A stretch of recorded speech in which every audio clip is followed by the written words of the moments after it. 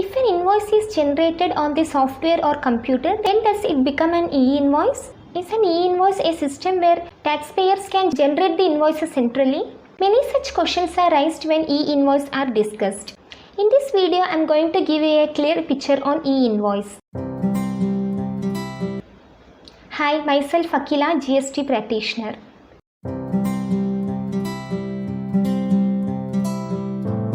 E-invoices doesn't mean generation of invoices on central portals. Taxpayers use many softwares to generate invoices all around the world.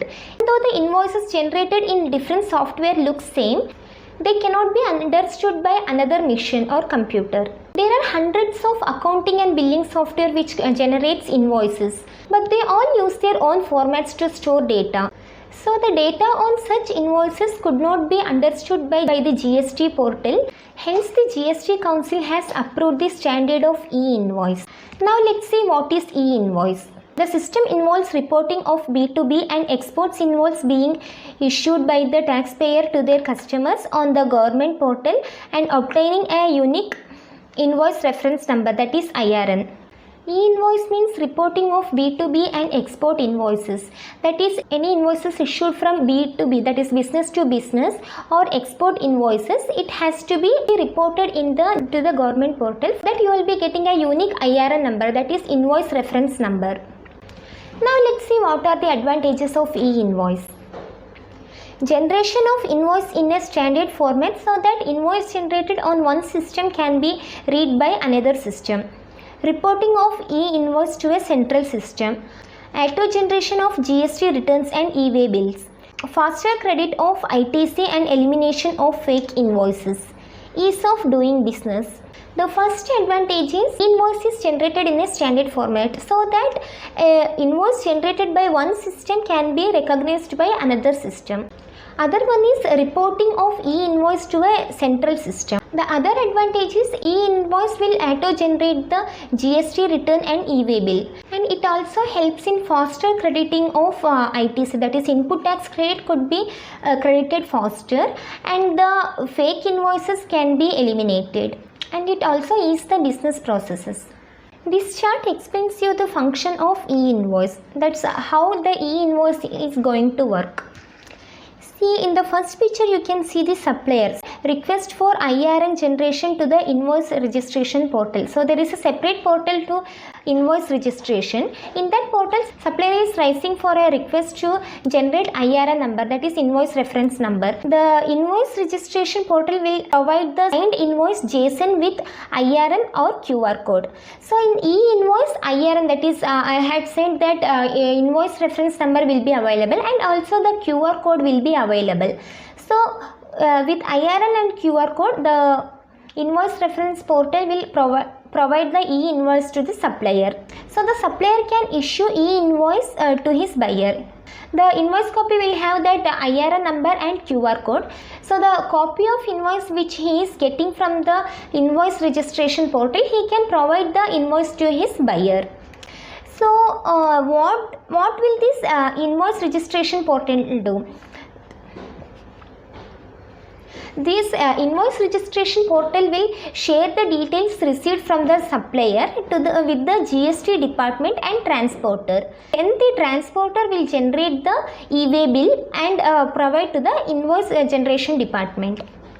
Now let's see the legal provisions of e-invoice.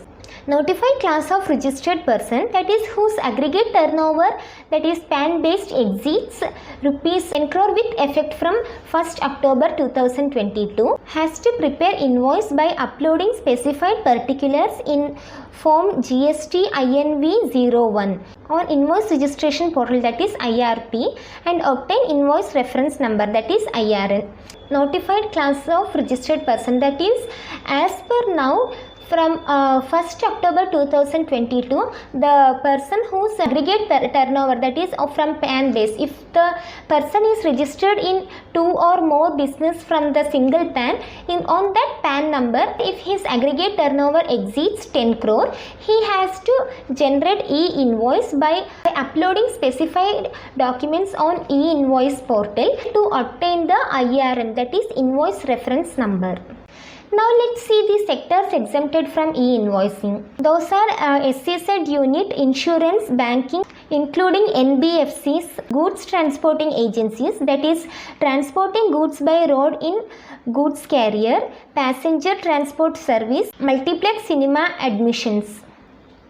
These are the sectors which is exempted from e-invoices. Now let's see what are the documents required to generate e-invoice. Invoices, credit note and debit note. 3 documents are required to generate e-invoice. Those are invoices, debit note and credit note. Now let's see the supplies which comes under e-invoice. B2B supplies to SEZ with or without payments, exports with or without payments deemed exports. B2B supplies, that is business to business supplies, has to generate e-invoice. With or without payment supplies made to SEZ has to generate e-invoice. Exports with or without payment has to generate e-invoice, and deemed exports has to generate e-invoice. Now let's see the e-invoicing process. Taxpayers will continue to create their GST invoice on their own accounting or billing ERP systems. This invoice will now be reported to Invoice Registration Portal. On reporting, IRP returns signed e-invoice with unique invoice reference number, that is IRN, and a QR code. Then the invoice can be issued to receiver with QR code. A GST invoice will be valid only with the valid IRN. Generation of e-invoice process is the taxpayer can continue generating invoice by using the same software, and those invoice which was generated will be reported to the IRN portal, that is Invoice Registration Number portal. After reporting, the signed invoice with IRN number and QR code will be generated. That invoice can be issued to the receiver, and the GST invoice will be only valid with the IRN number, that is Invoice Reference Number. If you have any doubt, you can mention in the comment box. Let's see in my upcoming video. Until then, thank you. Bye bye. Take care.